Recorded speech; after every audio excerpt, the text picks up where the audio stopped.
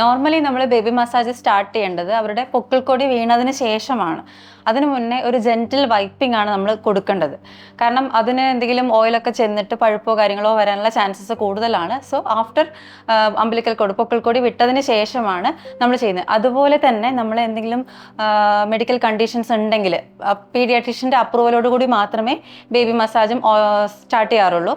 കൂടാതെ നമുക്ക് എന്തെങ്കിലും ലോ ബർത്ത് വെയിറ്റ് കണ്ടീഷൻസ് ഉണ്ടെങ്കിൽ, ബർത്ത് വെയിറ്റിൽ നിന്നും കുറഞ്ഞു പോകുക അല്ലെങ്കിൽ ഓൾറെഡി ബർത്ത് വെയിറ്റ് ലോ ആയിട്ടുള്ള കണ്ടീഷൻസ് ഉണ്ടെങ്കിൽ അവർക്കൊരു മിനിമം വെയിറ്റ് അറ്റൈൻ ചെയ്തതിന് ശേഷം മാത്രമേ നമ്മൾ ബേബി മസാജ് സ്റ്റാർട്ട് ചെയ്യാറുള്ളൂ. കോമൺലി കുട്ടികൾക്ക് നമ്മൾ വെർജിൻ കോക്കനട്ട് ഓയിലാണ് ഉപയോഗിക്കാറ് മസാജിന് വേണ്ടിയിട്ട്. തേങ്ങ വെന്ത വെളിച്ചെണ്ണ എന്ന് പറയും. നമ്മൾ ക്ലിനിക്കിലെ പേഷ്യൻസിൻ്റെ കുട്ടികൾക്കും നമ്മൾ സെയിം ഓയിൽ വെച്ചാൽ വെർജിൻ കോക്കനട്ട് ഓയിൽ തന്നെയാണ് ഉപയോഗിക്കുന്നത്. പക്ഷേ അതിൻ്റെ കൂടെ കുട്ടികൾക്കും കൂടെ നല്ല രീതിയിലുള്ള എഫക്റ്റ് കിട്ടാൻ വേണ്ടിയിട്ട് കുറച്ച് ഹെർബ്സും കൂടെ ആഡ് ചെയ്തിട്ടുള്ളതാണ് യൂസ് ചെയ്യുന്നത്. യഥാസൂത്രൻ്റെ ബേബി ഓയിലിൽ ഈ വെർജിൻ കോക്കനട്ട് ഓയിലാണ് ബേസ് ആയിട്ടുള്ളത്. അതിൽ മഞ്ചിഷ്ട, ബദാം, നെല്ലിക്ക ഇത്രയും കണ്ടൻസ് ഒക്കെ അടങ്ങിയിട്ടുണ്ട്. കൂടാതെ കുറച്ചും കൂടെ കണ്ടൻസ് ഉണ്ട്. നമ്മൾ നോർമലി എങ്ങനെ മസാജ് ചെയ്യേണ്ടതെന്ന് വെച്ച് കഴിഞ്ഞാൽ ജെന്റിൽ മസാജാണ് ബേബീസിന് കൊടുക്കേണ്ടത്. ഓവർ പ്രഷർ വേണ്ട.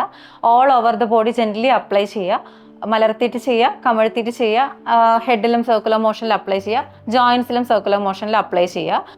ഇങ്ങനെ ബേബി മസാജ് ചെയ്യുന്നതിൻ്റെ പ്രത്യേകത എന്താണെന്ന് വെച്ച് കഴിഞ്ഞാൽ നല്ല കുട്ടികൾക്ക് നല്ലോണം ഉറക്കം കിട്ടും. അതുപോലെ ബോൺ സ്ട്രെങ്ത്, മസിൽ സ്ട്രെങ്ത് ഇതിനെല്ലാം പ്രൊമോട്ട് ചെയ്യാനും സഹായിക്കും. ഇനി അഥവാ യഥാസൂത്ര ബേബികളിനെ പറ്റി കൂടുതൽ അറിയുകയോ അത് വാങ്ങിക്കാൻ ആഗ്രഹിക്കുകയോ ചെയ്യുന്നുണ്ടെങ്കിൽ താഴെ കാണുന്ന ലിങ്കിൽ ക്ലിക്ക് ചെയ്യുകയും യഥാസൂത്ര വെബ്സൈറ്റിൽ ഒന്ന് വിസിറ്റ് ചെയ്യുകയും ചെയ്യുക.